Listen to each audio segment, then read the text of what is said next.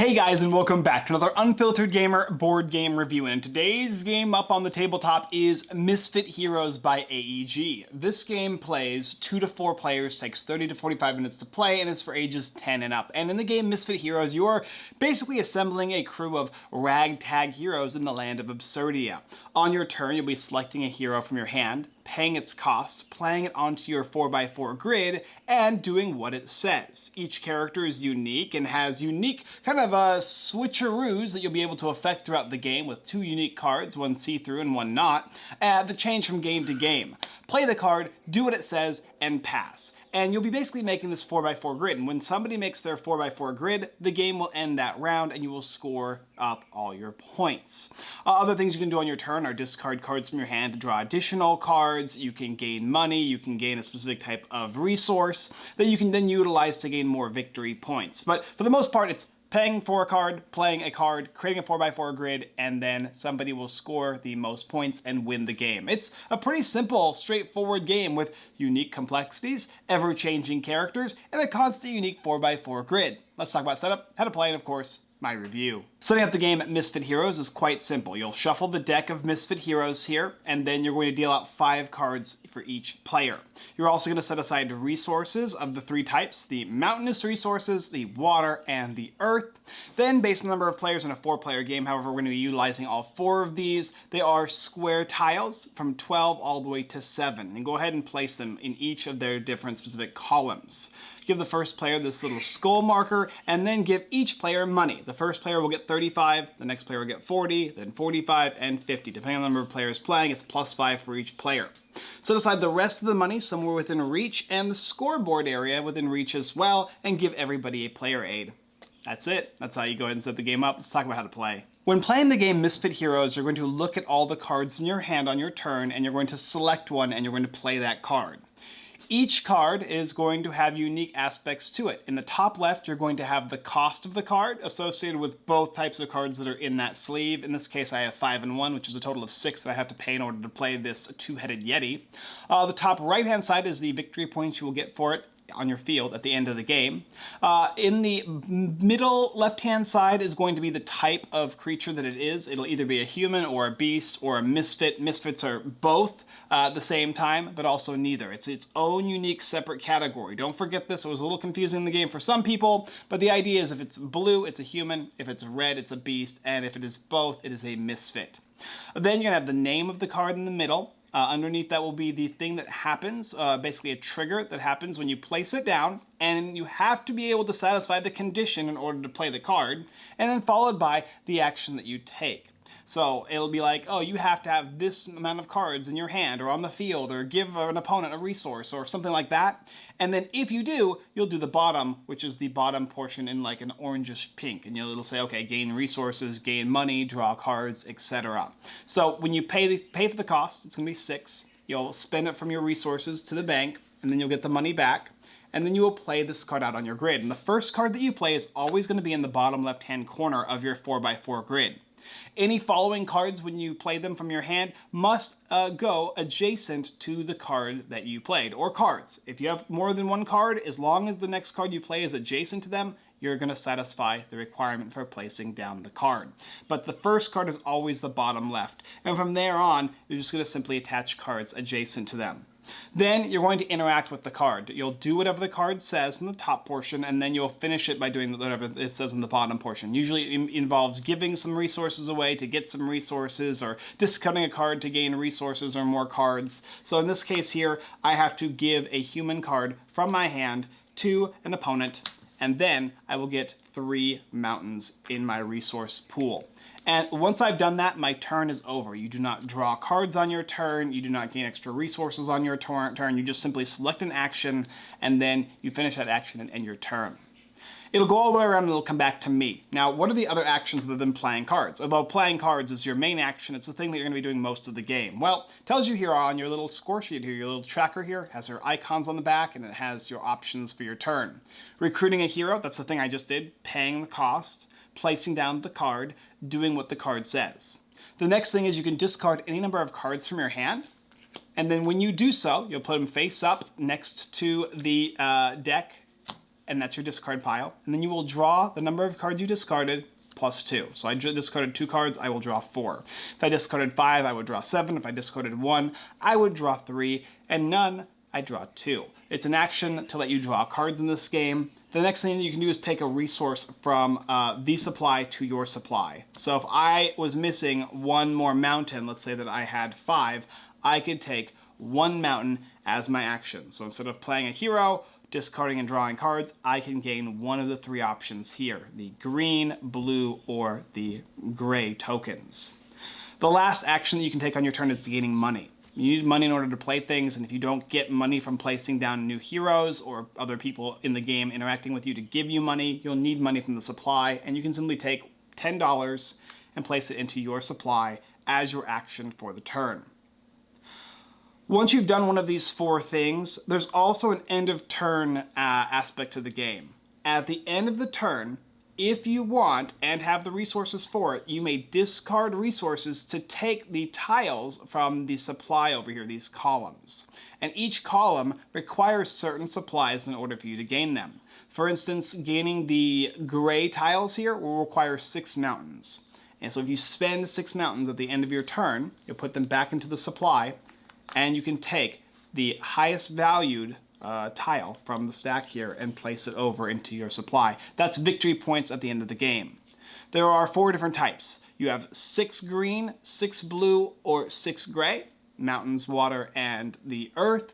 And also there's this purple one here, which is having a pair of each. So 2 green, 2 blue, and 2 gray. And you can take those from there. If ever somebody takes a high one, let's say that the 12 is gone now, and you still want to discard gray, you can. You'll just take the next lowest, which is 11. And for some reason, if you really want to, you could take an even lower one, like 9. You're just going to be able to only take whatever is left. But I would always recommend to take the highest point value because there's no reason not to.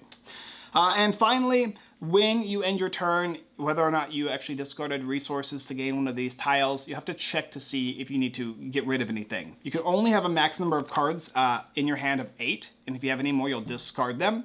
The max amount of money that you can have is 80, and the max amount of these influence tiles here, the green, blue, and gray, is 8 for each of them. So if you have any more than pretty much 8 of anything or 80 money, you discard down to that amount, and then you pass your turn.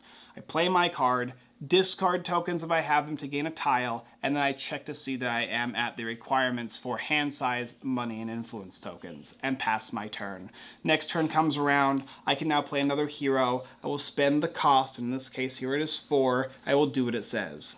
If I have more green than the player to my left, then I may do this thing. Let's just say that I did. Draw 5 cards, 1, 2, 3, 4, and 5. Keep 2. And discard the rest. That would be my action. So there are ways to gain cards from playing heroes, there are ways to gain money, there are ways to gain influence tokens, as well as victory points. But that's basically the idea of the game. Eventually what's going to end up happening is you are going to have a 4x4 grid, and when you fill that in, that round will end. So it's equal number of turns for all players. And you will score. And you have the score sheet here that explains that. Basically, you write your name down. You will score for each upper left-hand corner card that is going to give you a victory point, as well as in the bottom portion of that, if you have any cards that have a trophy as your activation writing or text here in the middle of your card, you'll trigger those as well. Maybe it's having a set of all 3 monsters, or having all misfits in this row and column, and you'll score bonus points. Just check all your trophies and score those, is basically what I'm saying. Check all of your tiles here that you have gained from the game, add them all up and write them down here. 1 point for every single one of these influence tokens that you have, and then 1 point for every $10 that you have. Whoever has the most points is the winner, and in this game scenario, I won with 89, and the next closest was 81, 73, and then 56. So a fairly close scoring game. And there you go, that's the game Misfit Heroes. We'll talk about some of the unique cards in the game and how they work, the unique styles of cards, and drafting cards and all that good stuff in my review, along with what I think about the game. So there are a few caveats with Misfit Heroes. The first thing is when you open this game up, you're going to notice that there are 2 different sets of cards. You're going to have the see-through cards and the blank cards that just have a background. And what you're going to need to do is you're going to add them to sleeves. But before you do that, make sure you check each one of these cards here that is see-through and remove the seal on them. There's like a paper seal that keeps them nice, and so when you remove it, you'll notice the card is much more see-through. Make sure you do that. You might forget to do so. It's the same thing in Mystic Vale as it is in this game. And then once you do that, you're going to go ahead and randomly assign them characters to backgrounds. So in this case, I have a baby servant. It's a servant who is also a baby, even though he looks like an old man. What a weird card. But you'll do that for every single character, so you'll have a full deck. You don't even need to start off with a full deck depending on the number of players that you're playing with, but I would suggest that you do so. Go ahead and have people help you. It'll make it a lot easier. The other thing with this game, too, is at the beginning of the game, each player, if you would like, can draw 4 cards. And then from there, they can swap out 2 of them. So they can exchange a character with 2 of the cards, and they can change their backgrounds by switching them up and putting them in the different backgrounds of your sleeves, so that every game will have at least a number of characters based on the number of players, 4 times the number of players, that's different than the previous game that you played. And then you will go ahead and shuffle them back into the deck. And this is just before you do literally anything to the game, before you draw your 5 cards, gain your resources. It's a way of kind of changing the game up. You could also, if you want, in my opinion, it doesn't really matter, you can have at the end of every game just pick the cards you didn't like and switch them with cards that you did like, or switch them with other cards you didn't like to make different kind of formations of characters. So that way you're always going to have an ever-changing game of Misfit heroes. Now getting through all the kind of, I don't know, cleanup aspects that I didn't really cover, the idea of the fact that you can draft these cards and switch them around, or kind of house rule it how you would like. The other thing is the cards and what they do. So underneath the cards will tell you 2 lines of text. One is going to be one of the 4 different colors. You have red, green, gray, and yellow. Red triggers whenever you recruit the card, putting it into play. Green, you have to meet specific conditions in order to play the card. Then you have the star, which means you have to pay a certain fee to put the card down. And the trophy is a way in which you can score at the end of the game based on how you kind of create your grid. And each of them have different requirements. So green might say, if you have 5 cards in your hand, you can play this card down. Whereas a trophy might say at the end of the game, if you have 4 humans or humans connected to this guy, you'll score 1 for every human that's connected. Or the star might say, give a resource to an opponent. And then if you do so, you can activate the card's bottom effect twice. And so each of them kind of make the cards feel a little different. Whereas the bottom effect is your effect of the card. So if there's a card that says trigger the effect of another card, it will always be the bottom. And whenever you trigger a separate card using a card, you'll always trigger the bottom portion of the card that you newly trigger. So if, for instance, this card triggers this card, you're only going to look at the bottom text. You're never going to trigger the top portion unless the card says otherwise. It's something that you need to watch out for because it was, it is obvious, but it didn't feel obvious sometimes. And you're like, oh, do I get both of these effects? No, you don't. You get the bottom effect when you trigger a new card. And you can trigger off of a trigger off of a trigger. Okay, there you go. That's all the house cleaning for the game Misfit Heroes, and that's the entire way to play. So what do I think about this game? Misfit Heroes is a tableau management game. You are gathering resources in order to basically turn them in for these tiles here, which score you points, and the way you gain resources is primarily by playing your heroes. In order to play heroes, though, you need to have money. And so you'll start with a number of money, a good chunk, it'll feel good, but eventually the heroes, especially the good ones that you get, will start making you spend. And as you spend more and more, you'll empty out your money. And so you have to decide between playing heroes that give you money, or heroes that give you your resources to give you victory points, or heroes that let you draw cards, because you might not want to waste an entire turn discarding cards from your hand to draw new ones. There are times in this game when you will discard a number of cards to then draw that number plus 2. There are times when you will end an entire turn just to gain 1 specific resource from this pool here, so that maybe it's your last one you need of the 5 mountains, so you draw that 6th one and now you can get 11 victory points. And you have to really think about it for each action when you're not playing a hero, because whenever you don't play a hero, that's 1 less hero you might have on your grid when somebody ends the game. There's also the fact of how you choose to place your grid down. You might not have a victory condition that matters right now, but you will later in the game. So for instance, this guy here, my Overlord Town Crier, says that I can score 3 points plus 1 for every set of humans, beasts, and misfits that I have on my grid here. Doesn't matter where I place them, just so long that I have sets. So I'm going to have a human, a misfit, and a beast. That'll give me 4 points. And I'll get 3 more for every set. And so you can get up to like 12, 13 points, just a single grid just for this card alone, which is more than the most expensive one of these tiles here. But there might be other cards that say this card has to be in a row or column that has humans in it. And for every human, you'll score 2 points. And so building your grid for cards you may get in the future might be a thing that you want to consider, or at least placing certain types of cards in certain ways. And in fact, there are certain cards that will be like, for every one of these gray stars here, you are going to score 2 points in your row. So you might consider even placing card types in a grid or a row in order to kind of manage all the different types. Now, you're never going to get this perfect, and you'll have to you'll be going through this deck here, and in a 4-player game, you will go through the deck, so you will know what cards come from where and how you draw them, and you kind of have a sense, too, once you play this game enough, what all the different victory scoring text is. So regardless of what card it's on, it will still say score 3 points plus 1 for every misfit, human, and beast you have on your grid. And if you can get that card, you can score more points. So there is a lot of thinking in this game. It's very simple. Most of the time, you're just going to spend money, play a card, do what it says, and pass, and rinse and repeat until you have a 4x4 grid and the game's over. This game tends to stay a little over its the kind of time I would like it to be. It's a little longer than I was expecting. A 4x4 grid is actually quite a long time. It's 16 different turns, provided that somebody plays a card each time. There are some cards that will let you play extra cards. There are cards that will make you flip your cards by stunning them, basically removing them from your grid, but leaving them to block the space to give you a bonus. And there are times where you're not going to play any character, and you're just simply going to gain resources. And if everybody does that at least once, that's 17 turns. If everybody does it twice, that's 18 turns. So there's a way to kind of prolong it a little more than I'd like. This feels a little like a lighter game, but there's a lot of complexities to it.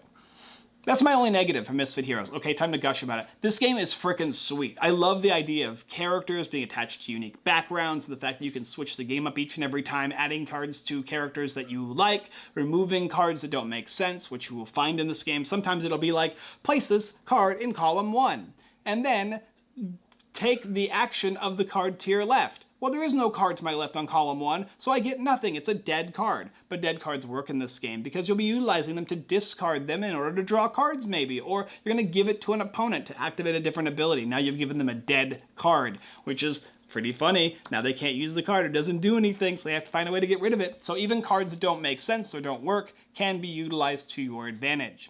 There are cards that are really powerful, cards that really work in tandem with each other. There are ways in which you can have certain cards combo with other cards, and if you see them or are able to pull them, you can place them out onto your grid and score boatloads of points.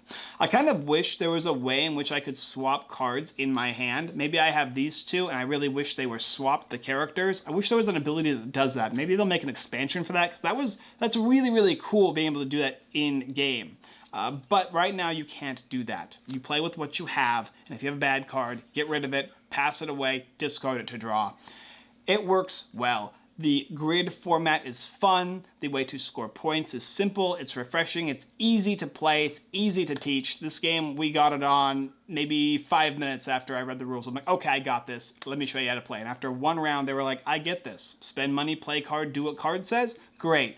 But then the complexities start coming in. Players' turns take a little longer. And so I was advising them, you need to make sure you know what card you want to play the moment you play your after you finish your turn. Then you have to start looking. So while everybody else is doing their turn, if you're looking, the game will go a little faster. And after your first playthrough, the game goes at a reasonable pace. And I think it doesn't wear its welcome after the first game as much because players know what they're doing, but otherwise having to read all the cards and the combinations and whatnot can be a little slower. I actually, in fact, you could do a 3x3 grid to start the game off with the first time, just practicing the game, play a 3x3, and then go for the 4x4, the more complex, more strategic game mode. Cards are great. Backgrounds are fun. The whole concept is fun. Switching up the decks is fun. being able to gather unique resources and switch them around to create your best grid, and it interacts with other players while not messing with their grid. You do mess with their hand and resources. You can help players in certain ways to help yourself. So there is interaction in this game, but it's nothing daunting or mean in the fact that I'm going to take cards away from your grid or stun cards off of your grid. I think that works really well for this game. Yeah, I really, really, really love this game. This is a great game. I love Mystic Vale. I love Dead Reckoning. I love Edge of Darkness. All these type of card games where you slide cards into other cards to make unique combinations to give you a ton of replayability with just a single deck. Now I've got a boatload of replayability. I don't need to add more and more and more cards to get that replayability. It's a great way to work with a game. This one feels fleshed out, it feels fun, and it's made with love. I could tell. It's a really, really good game. I would highly suggest Misfit Heroes. If you're looking to pick this title up, there's a link down below. 100% this is going to be my recommendation because we had a ton of fun and we played it again right afterwards. Even though the first game was a little longer, the second game was a little shorter, but everyone loved it both times, and that's how I know this game is going to do very well. So yes, Misfit Heroes, highly recommended. Thank you guys for watching another Unfiltered Gamer board game review for the game Misfit Heroes. If you're looking to pick this title up, there's a link down below in the description. And if you'd like, you can go ahead and hit the subscribe button, the bell notification button, see more of our videos. We'll create 2 or 3 times a week, depending. I've got a baby now, so it's, you know, it is what it is. Sometimes she's crying all day, or I've got to watch her because of the... Anyway, I do about 2 videos a week, maybe 3. And we'll do our live streams once again on Sunday at 6:30 p.m. PST. Thank you guys so much for watching, and as always, I look forward to creating a ragtag team of Misfit Heroes with you next time.